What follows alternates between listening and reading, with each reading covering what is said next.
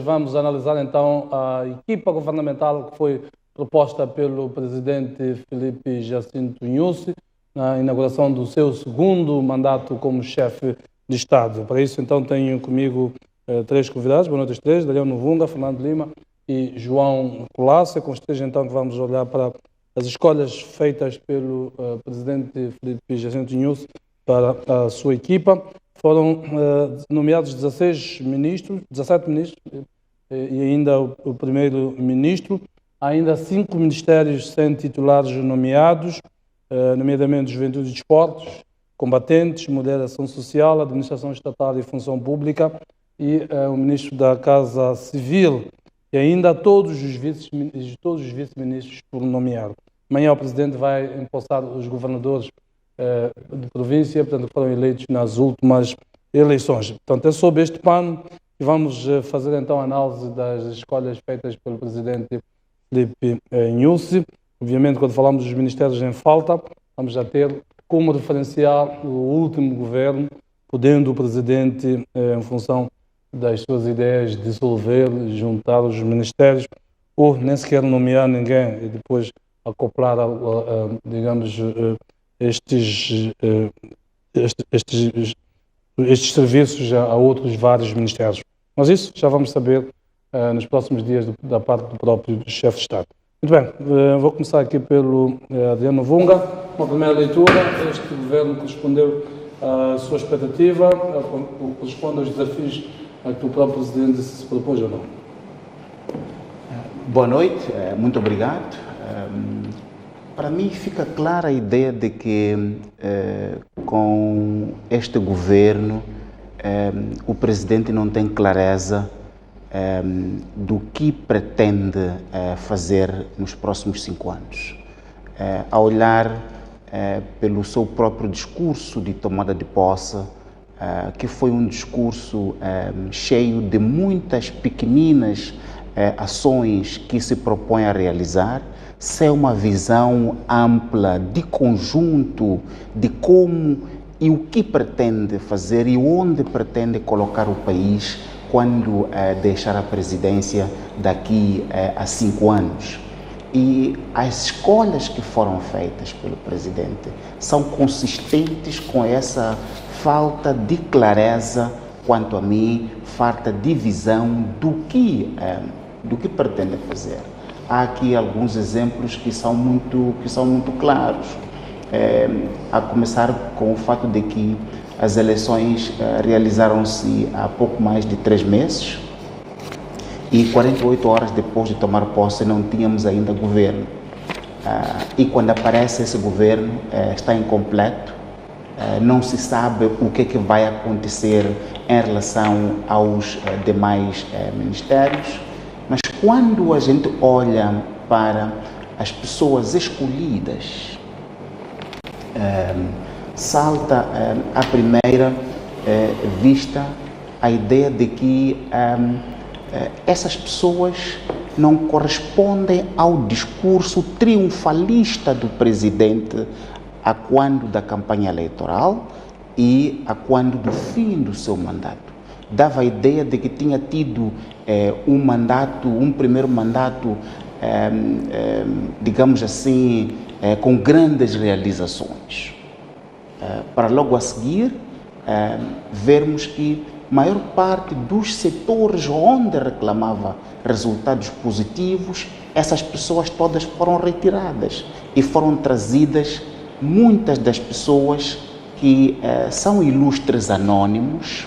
Não se lhes conhece nenhuma obra. A gente saúda o fato de ter trazido jovens, mas não se lhes conhece nenhuma obra. Há setores nevrálgicos, como por exemplo o setor da saúde. Neste momento que estamos a falar, a população não tem acesso à saúde de qualidade, não tem acesso a medicamentos, não há pessoas motivadas a trabalhar nas unidades sanitárias. E foi buscar um ministro que era um vice-reitor numa universidade, e saudamos isso, mas era um vice-reitor da área da administração. Não se lhe conhece quais é que são as suas ideias de investigação, não estava ligado à parte da ciência da medicina, estava ligada à gestão. E tem outras pessoas, podemos citar o caso do Ministro dos Transportes e Comunicações, a quem saudamos, damos os parabéns, mas perguntas, este ilustre estava onde? Qual é que é a obra que ele tem no setor, para um setor tão importantíssimo como transportes e comunicações, e no tempo de Mesquita teve uma certa visibilidade, assim por dizer.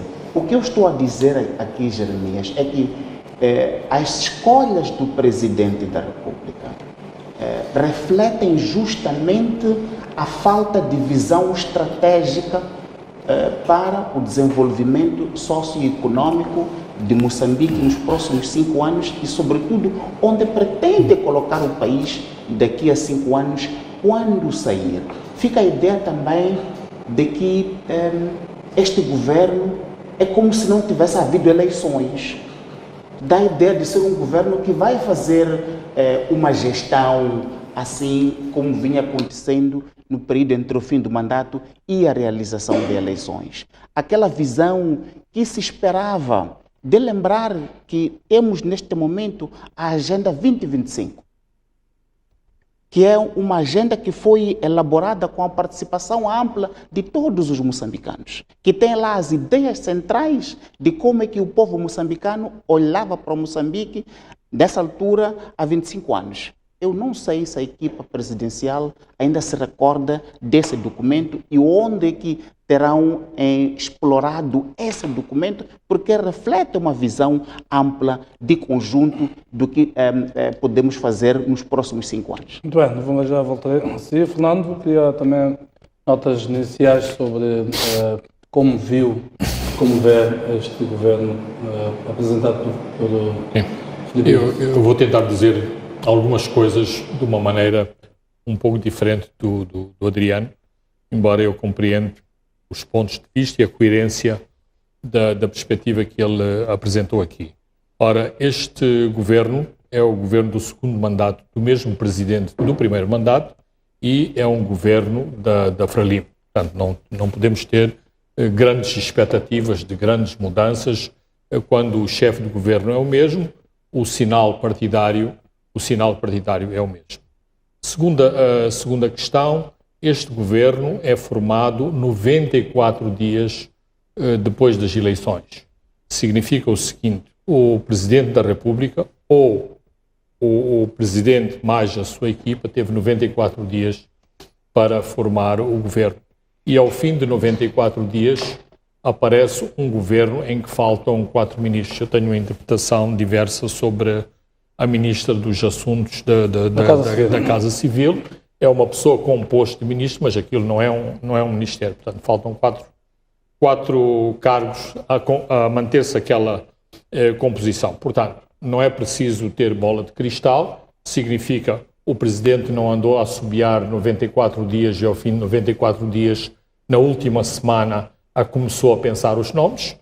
Eu conheço pessoas que na última semana foram convidadas à última da hora para entrar no governo. Isto significa que houve questões de última da hora que teve preenchido. E olhando para a composição deste governo, claramente é um governo partido. Há uma ideia e uma noção de uma equipa que foi montada e há também uma noção de uma parte da equipa que foi destruída e entraram soluções de último recurso e soluções que foram claramente feitas à martelada.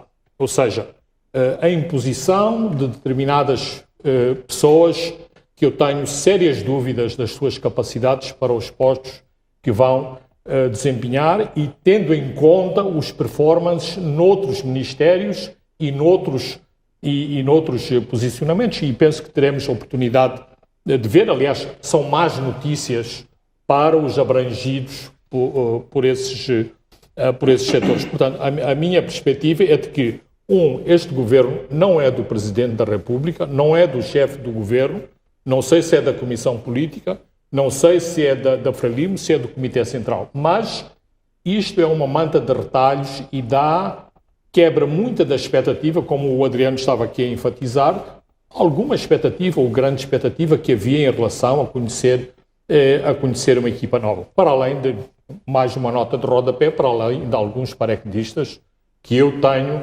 sérias dúvidas sobre o seu performance, uma vez que não se lhe conhecem os seus pergaminhos académicos, profissionais, e eu espero que tenham um desempenho excelente. Mas, claramente, é um balde de água fria. Mas a minha interpretação para o facto de haver 4 lugares não preenchidos, isto significa um mal-estar dentre forças em presença na formação do governo e que exatamente quis transmitir ao público a ideia de 4 vacaturas para dizer nem sequer conseguimos preencher 4 dos lugares do novo governo depois de termos 94 dias para formar a equipe. João Clássico, boa noite também, muito curioso.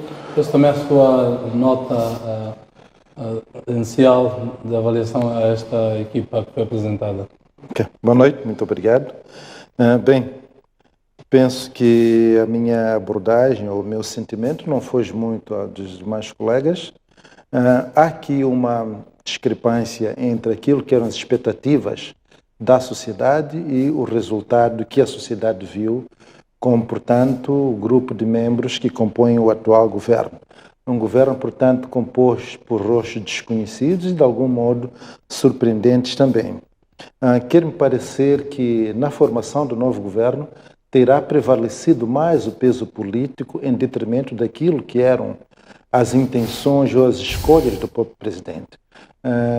Vaticinavam-se, portanto, alguns nomes que não apareceram, vaticinavam-se também nomes para cargos que não ocuparam, e isso tudo cria, portanto, uma espécie de...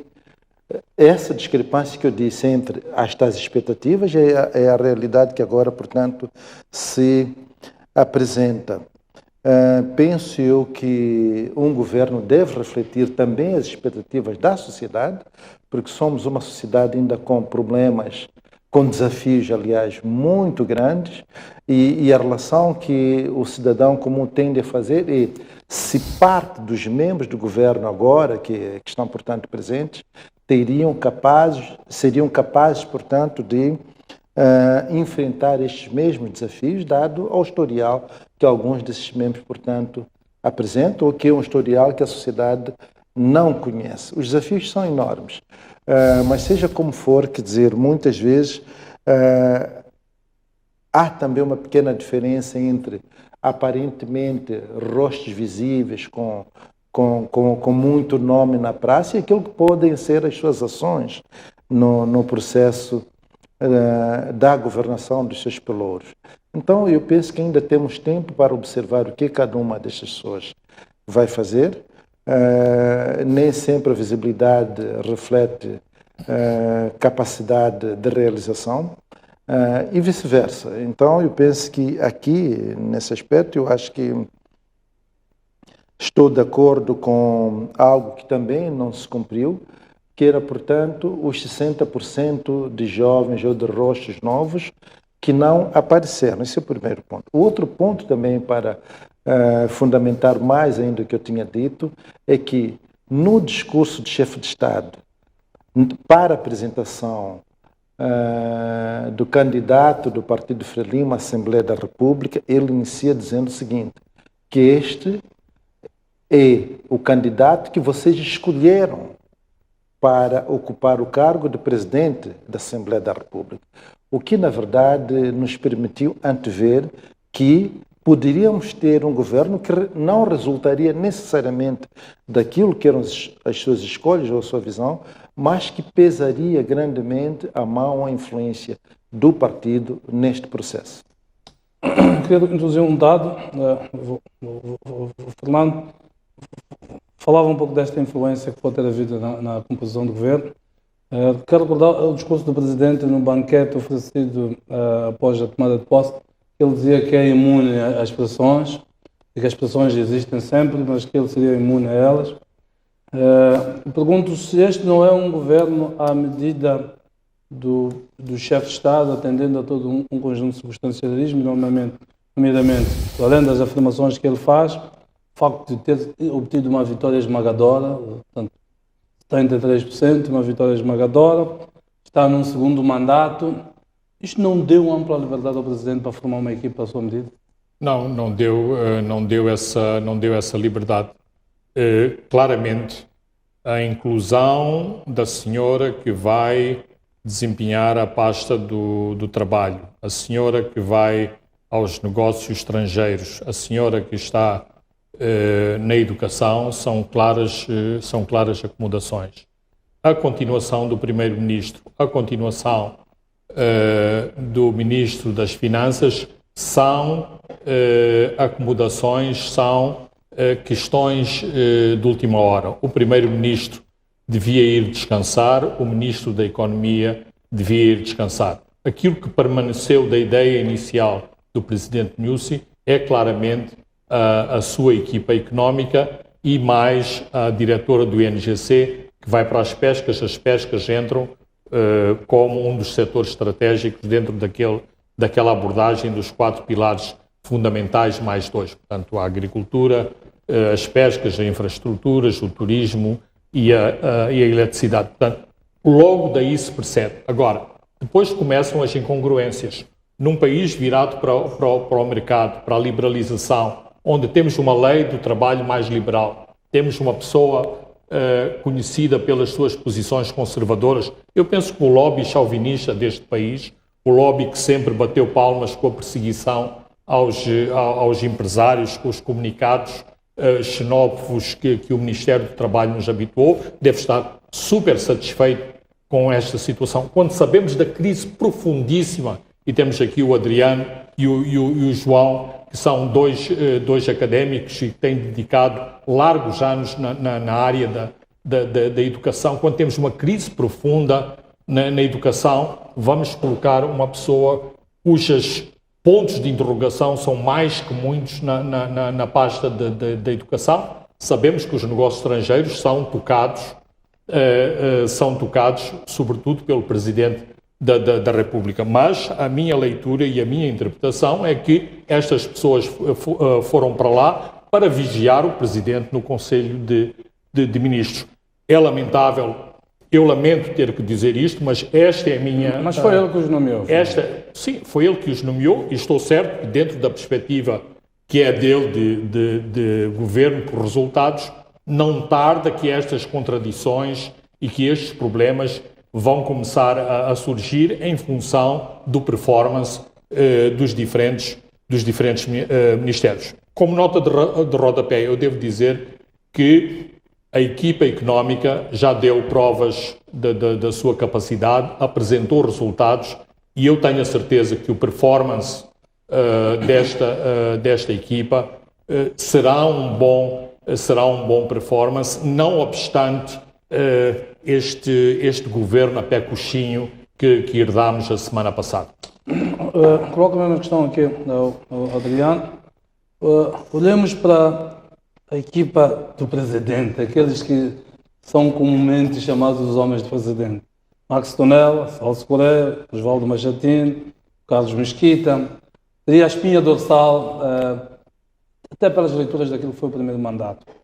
Não será um pouco esta ideia de que o Presidente salvaguardou a sua equipa, mas algumas escolhas, e terá dito, estendo a mão da minha mão para aquilo que são os interesses do partido ou de certos setores do partido? Muito obrigado, Jeremias. Me permita, antes disso, colocar 2 pequenas notas de rodapé. A primeira é que, desde o discurso de tomada de posse, até a indicação do governo e as figuras que foram indicadas, e a falta de uma visão para levar Moçambique para um patamar de um país desenvolvido, considerando os recursos que tem, dá uma ideia tão negativa que é a de que todos nós temos que correr para ser parte do governo. Portanto, essas últimas 3 semanas são de movimentações desusadas, onde fica a ideia de que, não, só ser gente quando tem que ser membro do governo. E isso mostra exatamente a ideia de que neste momento, não há um projeto que seja galvanizador para levar todas as pessoas, e veja exemplo disso, a forma como o setor privado, forma tão patética como o setor privado, o CTA, só organizou ali sentadinho para dizer que não, quer fazer uma reação ao discurso de tomada de posse do presidente. Gente, os empresários sérios estão na produção, não estão para fazer leitura. Não estamos a ler porque não, o discurso do presidente. Não, estão na produção, não tem esse tempo. Portanto, esta é uma questão. Mas a outra próxima a essa é de uma crise profunda que nós temos como sociedade, mostrado agora por este governo, aquilo que são os critérios de promoção social. Quem pode ser ministro no nosso país? Quem pode ser diretor nacional no nosso país? Portanto, onde tudo pode acontecer. O indivíduo pode sair de barbeiro hoje e amanhã, porque é próximo, amigo do presidente, é familiar daquele, dia seguinte é ministro. Então, eram essas duas notas de rodapé que irá deixar. Em relação à questão que o Jeremias coloca e a abordagem do Lima, respeito à abordagem do Lima, e concordo em parte, mas há uma outra dimensão que não concordo. Sim. Eu acho que há um uso abusivo e exagerado da influência da comissão política na figura do Presidente da República. O Presidente da República fez campanha eleitoral, ele foi votado, como diz Jeremias, ganhou com uma maioria com fraude, mas ganhou com uma maioria folgada, que o permitiu ser um presidente ao nível do Guebuza, sobretudo pelos números eleitorais. E o presidente, notem, é o presidente da comissão política. Só se reúne quando ele convoca, ele define a agenda. Então, me parece que este governo, pela dimensão de ser uma manta de retalhos, não tem que se responsabilizar a comissão política, mas é a ele o presidente.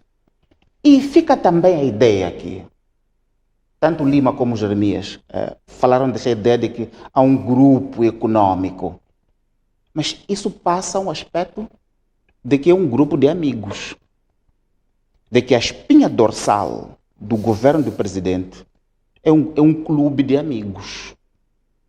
Essa ideia de que é um clube de amigos. E sobretudo quando, por exemplo, criou-se o Mitader, que não existia, para acomodar o Celso Correia. Ele sai de lá, vai para a agricultura, se extingue a Mitader, se retira a segurança alimentar da agricultura. Exatamente, que é para novamente lhe dar o ministério, e o presidente faz a questão de, no discurso de tomada de posse, dizer que vai alocar 10% do orçamento à agricultura, algo que não fez. Fica a ideia de que está a fazer agora porque colocou lá o seu amigo. Então, não passa uma ideia muito boa esta questão aqui, de que no nosso governo, em pleno século XXI, fica visível que há amigos ou há filhos e há enteados, porque quem fica a sofrer é a população. Dou cá um exemplo. Quando o ministro Celso Correia estava no Mitader, era o super-ministro, o ministro que dava resultados. O presidente na campanha eleitoral falava assim, a propósito do Sustenta. Olha, o Sustenta deu resultado. Veja o que temos em Malema. Vamos ter muitos Malemas por este país. O ministro saiu de lá. Esse negócio de Sustenta morreu. Agora inventaram outra coisa, Fome Zero. Tanto o Sustenta como o Fome Zero copiaram do Brasil. Então fica a ideia de que um grupo muito pequeno de pessoas vai copiando programas que existem no mundo fora, sem participação, sem consulta, que sempre foi habitual no Estado moçambicano, sem envolvimento de todos, e vão mobilizar recursos de forma não transparente em relação a essa questão. Eu queria apelar que os ministros, antes de saírem na entrega de pastas, tem que haver auditorias independentes aos ministérios para termos ideias claras das contas. Então, fica essa ideia de que é um governo de amigos. Muito bem, já voltei assim. Queria fazer também um comentário do João Colasso, exatamente isto. A questão é possível formar um governo sem estes compromissos, por exemplo, dentro do partido, atendendo a toda uma expectativa que existe relativamente ao governo? Na minha opinião, qual era a margem? Na minha opinião, não era possível fazer um governo completamente independente daquilo que são os interesses do próprio partido. É claro que ele ganhou as eleições com as percentagens que hoje conhecemos, mas isso em parte também resulta, no meu entender, do esforço do partido para os tais resultados, independentemente com fraude ou não, mas foram os resultados resultantes de um esforço comum ou coletivo.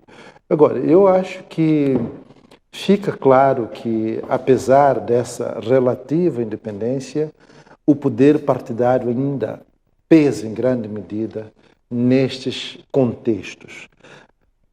Os governos também podem refletir exatamente o prolongamento de interesses pessoais. Podem refletir.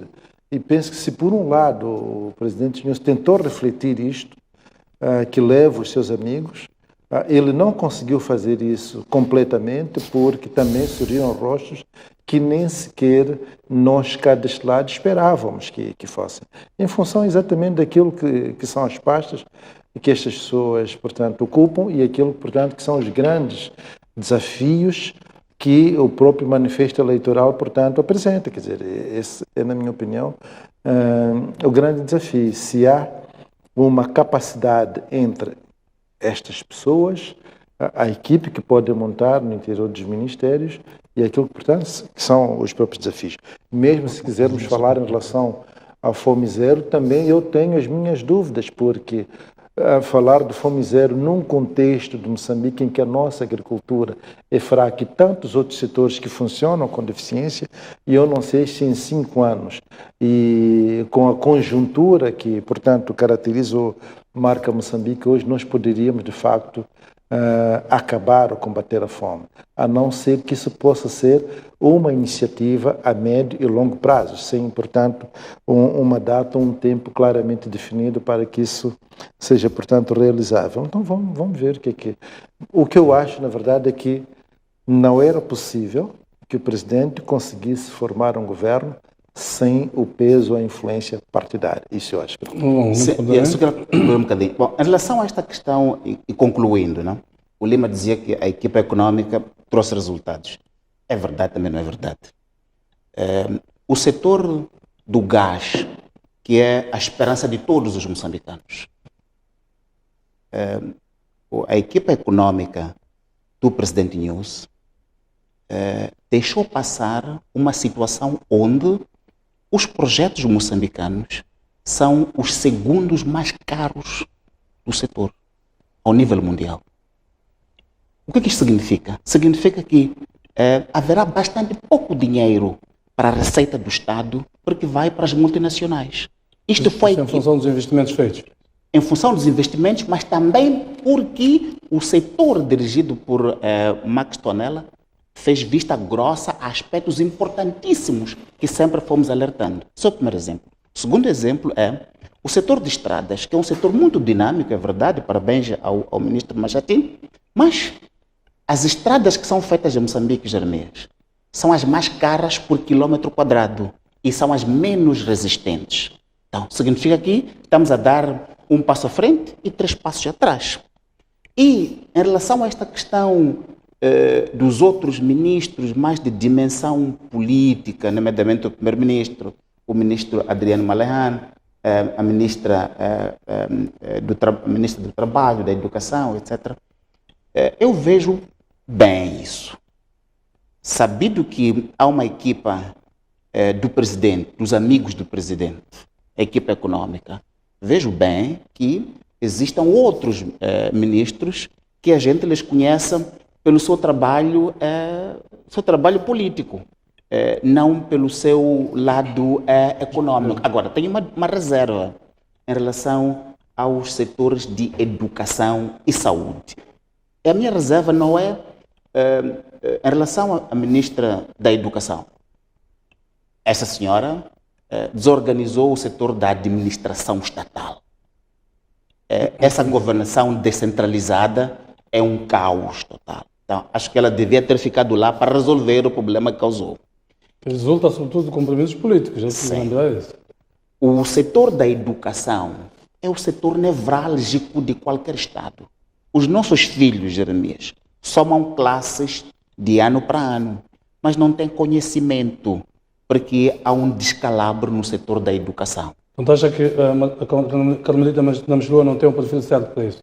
Não só acho isso, como também acho que o setor da educação e da saúde deveriam ser ministérios cuja designação do titular tinha que obedecer a um critério mais amplo de consulta e participação. Porque tem que ver, Jeremias, depois de comida, a coisa a seguir, a segunda maior necessidade é medicamento. E para a sobrevivência de uma geração é educação. Então, estes dois setores não deveria o presidente apenas com sua caneta indicar, como disse, tenho muito respeito pelo senhor antigo vice-reitor, que era meu chefe, mas esse homem não estava na parte da ciência. Então, penso que por esse ponto de vista, deve ter-se aberto maior possibilidade de consultas para termos pessoas séniores nestes setores, que estão na parte mais próxima à final das suas carreiras, que já não estão à procura de agradar a nenhum chefe, mas a servir ao interesse público. E nesse sentido, isto vai ficar presente.